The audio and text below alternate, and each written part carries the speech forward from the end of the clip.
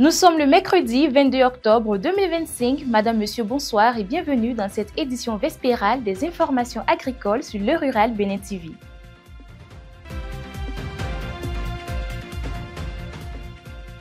Considéré à tort comme une mauvaise herbe, le chindang est une herbe tenace dont les tiges souterraines renferment de nombreux composés aux propriétés diurétiques, drainantes et dépuratives. Restez avec nous pour en savoir plus.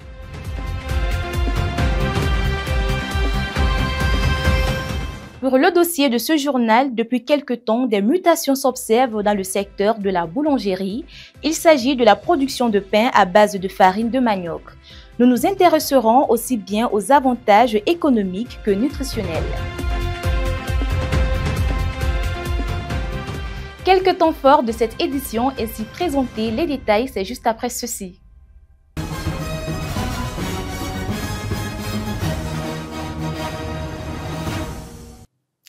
C'est toujours un plaisir de vous informer, fidèles internautes de Le Rural Bénin TV. Ouvrons les rideaux de cette édition avec les prévisions météorologiques de demain dans les villes de Savè et de Pobè. Demain à Pobè, dans le département du Plateau, le mercure sera autour de 25 degrés Celsius avec un ressenti proche de 28 degrés Celsius en raison de l'humidité en matinée et le ciel offrira des éclaircies avec un peu de brume. Dans l'après-midi, les températures grimperont jusqu'à 32 degrés Celsius avec un ressenti pouvant atteindre 38 degrés Celsius sous un ciel très nuageux et quelques pluies éparses accompagnées de possibles orages. En soirée, le thermomètre redescendra vers 26 degrés Celsius, ressenti 28 degrés Celsius. Le ciel restera partiellement nuageux avec de faibles précipitations et le vent soufflera de 10 à 20 km/h avec des rafales modérées. Le matin à Savè, dans le département des Collines, le thermomètre affichera 24 degrés Celsius, ressenti 26 degrés Celsius avec un ciel très nuageux et brumeux. En après-midi, 32 degrés Celsius, ressenti 42 degrés Celsius, avec un ciel mi-ensoleillé, mi-nuageux, quelques brumes sont possibles. En soirée, 26 degrés Celsius, ressenti 28 degrés Celsius, avec quelques éclaircies. Une évolution orageuse reste possible, le vent soufflera à 15 km/h, avec des rafales allant jusqu'à 25 km/h. Le risque de pluie est de 30%. Ce mercredi 22 octobre 2025, la deuxième phase de la mission conjointe de suivi de la production cotonnière a démarré dans la zone centre et sud du pays, plus précisément à Glazoué dans l'arrondissement de Sokonta, au village de Okeokuno. Cette mission rassemble plusieurs acteurs majeurs du secteur, la FNCVPC, la DDA2, l'AIC, l'IRC et la DDAEP, et est conduite par le président de la FNCVPC. L'objectif principal est d'évaluer l'état des champs et le suivi de l'avancement des travaux dans la zone centre et sud afin de s'assurer que la campagne cotonnière 2025 se déroule dans les meilleures conditions possibles. Le réseau des organisations pour le développement des énergies renouvelables RODER Bénin organise du 20 au 24 octobre 2025 la première édition de la Semaine nationale des énergies renouvelables CNER à Cotonou et Pobè. Placée sous le thème « La transition vers les énergies renouvelables comme solution à la crise climatique et au développement sobre en carbone au Bénin », cette rencontre mobilise l'État, les partenaires techniques, le secteur privé, les jeunes et la société civile. Forums, panels, expositions, caravanes et concerts rythmeront l'événement, véritable pas vers une transition énergétique juste et durable au Bénin. Ce mercredi 22 octobre 2025 a eu lieu le lancement officiel du programme de production durable d'agneau à la bonne viande à Abomey-Calavi. Le compte rendu avec Muriel Hunkanri et Jean-Dac Torono. Le siège de la bonne viande à Abomey-Calavi a abrité ce mercredi 22 octobre 2025 le lancement officiel du projet de production durable d'agneau PPAD. Ce projet innovant vise à améliorer et à structurer une chaîne de valeur durable pour la production de viande d'agneau de qualité au Bénin pouvant satisfaire la demande des consommateurs. Ce projet que nous lançons aujourd'hui constitue une réponse aux difficultés que nous enregistrons dans les activités de notre entreprise en matière de mise à disposition des consommateurs béninois de la viande d'agneau. Ce projet, pour nous, n'est pas seulement une initiative économique. Il s'agit d'une vision du Bénin qui produit localement, consomme sainement et crée la richesse en respectant son environnement de tous les jours. La Bonne Viande, en partenariat avec ACED et le cofinancement de la GIZ, à travers ce projet, crée un cadre inclusif qui contribue au développement économique, social et environnemental des communautés. Le projet de production durable d'agneau mené par La Bonne Viande et ACED, avec l'appui de la GIZ, est un modèle de partenariat public-privé qui va répondre directement à ces enjeux. Le projet vise à former 200 jeunes et femmes pour créer de véritables micro-entreprises. Pour les bénéficiaires, c'est une bonne initiative qui vient soutenir leurs nombreux efforts. Ils ne manqueront pas de mots pour remercier les initiateurs. Grâce à ce partenariat avec La Bonne Viande, nous allons pouvoir établir des liens d'affaires solides et durables pour écouler notre production, assurant ainsi de meilleurs revenus pour notre famille et une fidélisation de la clientèle locale. Notons qu'à travers ce projet, une attention particulière est portée sur la jeunesse et les femmes, ce qui renforcera ainsi le secteur privé et promouvra l'égalité des sexes. Du 22 au 25 octobre 2025 se tiendra au Palais des Congrès de Cotonou l'Assemblée générale de la Confédération africaine de la boulangerie et de la pâtisserie. Des professionnels de plus de 20 pays africains ainsi que des experts et décideurs se réuniront pour faire de la boulangerie et de la pâtisserie un levier de souveraineté alimentaire et de développement économique.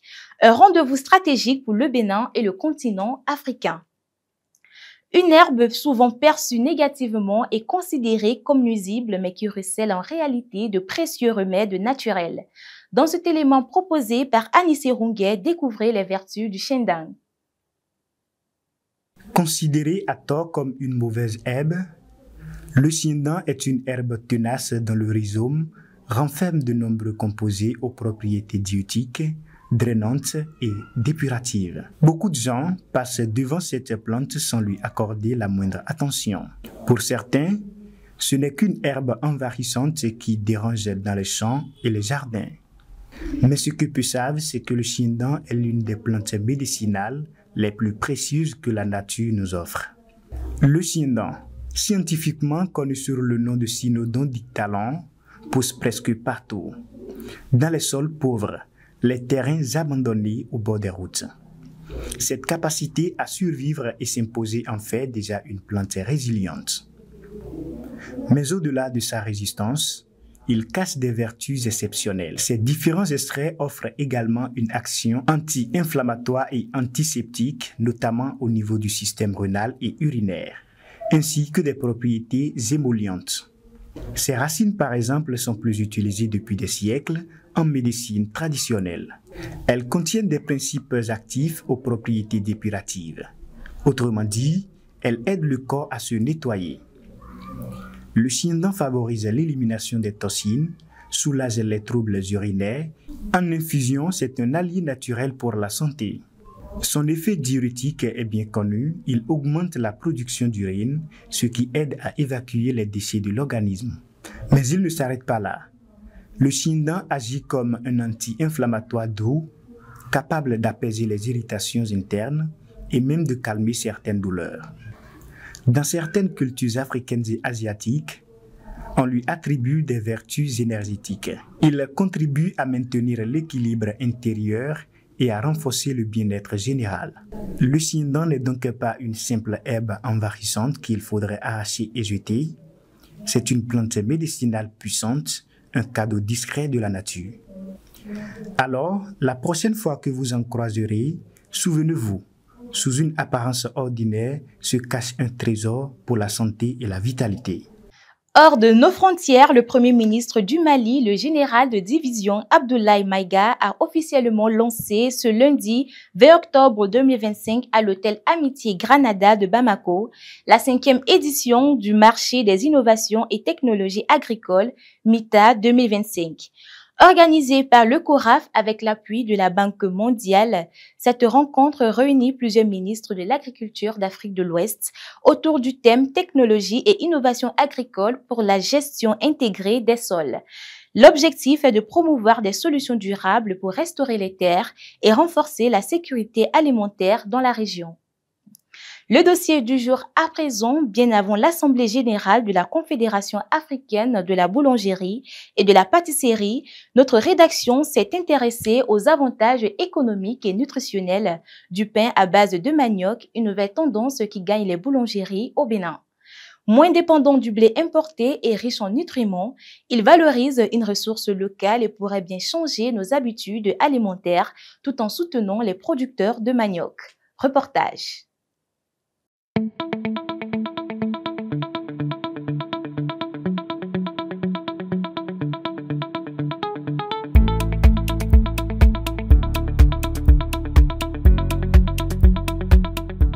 Dans un contexte où la consommation de pain à base de blé devient de plus en plus ancrée dans les habitudes alimentaires, engendrant plusieurs conséquences comme des troubles digestifs, une résolution s'opère progressivement dans le secteur de la boulangerie au Bénin. Il s'agit de la fabrication du pain à base de farine de manioc. Aujourd'hui, plusieurs boulangers béninois motivés s'y intéressent. Je me rappelle il y a quelques années quand le conflit, quand Covid-19 était arrivé, les professionnels de la boulangerie-pâtisserie au Bénin savent, s'ils se souviennent encore, ils savent ce qu'on a vécu en matière de blé pour la production.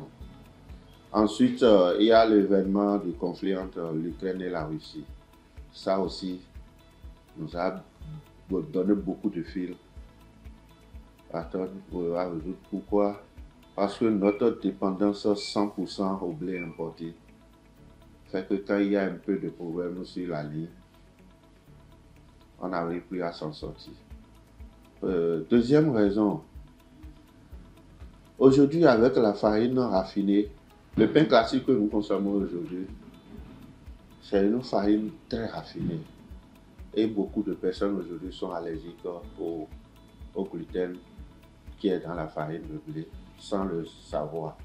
Donc c'est pour pallier à cette dépendance 100% de ces farines importées que nous on s'est dit, nous avons ces céréales, on peut pouvoir faire quelque chose. C'est là que nous avons commencé l'idée de l'incorporation. Si plusieurs raisons motivent le boulanger à opter pour le pain de manioc, quelques avantages restent encore peu connus. Ce type de pain permet de valoriser une ressource locale abondante, créant ainsi une chaîne de valeur qui profite à la fois aux transformateurs et aux producteurs de manioc.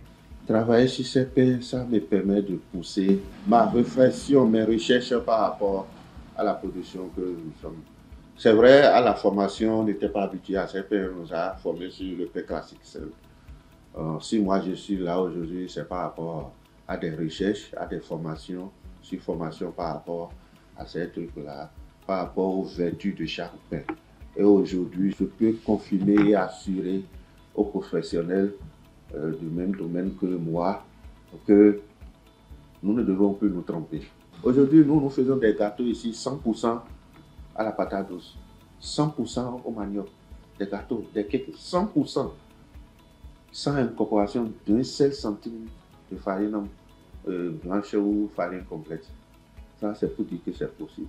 En matière économique, cela permet aussi à nos agriculteurs de pouvoir travailler. Face à ces avantages, il est aussi important de reconnaître que le manioc, produit de base, contient des substances nutritives importantes au profit de la santé des consommateurs. Le manioc est un tubercule, donc il fait partie des aliments de force et il est donc une excellente source d'énergie. Il est riche en glucides, riche en fibres et en vitamine C. Il contient très peu de protéines et de lipides. Et il contient également quelques traces du potassium, du fer ainsi que de la vitamine C. À cause de ces nutriments, il est bénéfique pour un diabétique de consommer du manioc à cause de sa teneur en fibres, puisque les fibres vont ralentir la vitesse de l'absorption du sucre contenu dans le manioc. La consommation du manioc favorise également l'absorption du fer, puisqu'il est riche en vitamine C. Et la vitamine C est un antioxydant et qui renforce l'immunité, qui joue beaucoup de rôles de protection des cellules également dans l'organisme. Et le manioc est également recommandé pour une personne souffrant d'ulcère et également ça soulage en cas de diarrhée, en cas de constipation. Néanmoins, ces avantages ne profitent aux consommateurs que si le pain est entièrement produit à base d'une farine authentique. Le pain du manioc peut être consommé à condition si le pain est fait entièrement avec du manioc et non dépourvu de ses fibres. Parce que si les fibres sont enlevées pour la transformation du pain, c'est que ce pain contiendra que du sucre et du sucre raffiné, donc du sucre plus rapide et va plus augmenter la glycémie dans l'organisme. Mais si le pain a été fait en tenant compte avec une farine de manioc non raffinée, non dépourvue de fibres, alors il est à recommander. La production de pain de manioc est une activité de la boulangerie en plein décollage. Elle regorge de nombreux avantages économiques, nutritionnels et sociaux, mais des efforts supplémentaires restent nécessaires pour optimiser son développement. Aujourd'hui, si on fait une politique nationale, si c'est céréales tubercules, parfois les agriculteurs font des récoltes et la post-récolte, ça devient un problème pour eux par rapport à l'écoulement de ces tubercules et céréales. Ça reste là, ça se gâte. Mais aujourd'hui, s'il y a une politique nationale par rapport à l'incorporation de ces céréales et que les Béninois commencent à adopter ces pains, ça permet aussi à l'économie locale de tourner. Ça donne du travail à nos agriculteurs. Avec une meilleure organisation de la filière et un accompagnement soutenu, le pain de manioc pourrait s'imposer comme une véritable alternative alimentaire et économique au Bénin. Et c'est sur cette note d'encouragement à consommer local que nous clôturons cette édition. Comme le dit un dicton, qui soutient le local nourrit sa communauté. Rendez-vous le vendredi prochain pour une nouvelle édition pleine d'informations et de découvertes. Bonsoir chez vous.